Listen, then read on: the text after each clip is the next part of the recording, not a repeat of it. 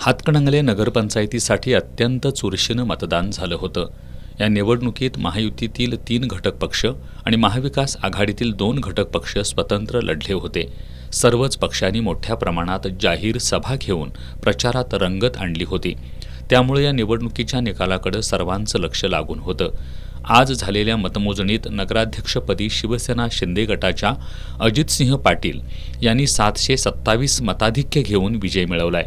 नगरसेवक पदासाठी शिंदे यांच्या शिवसेनेला 6 जागा, काँग्रेसला 5 जागा तर भाजपानं 2 आणि ठाकरे गटानं 1 जागा जिंकली आहे.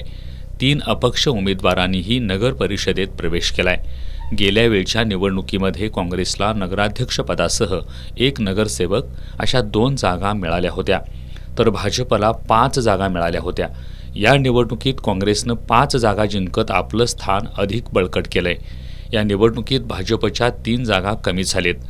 दोन्ही राष्ट्रवादी काँग्रेसना इथं एकही जागा जिंकता आली नाही.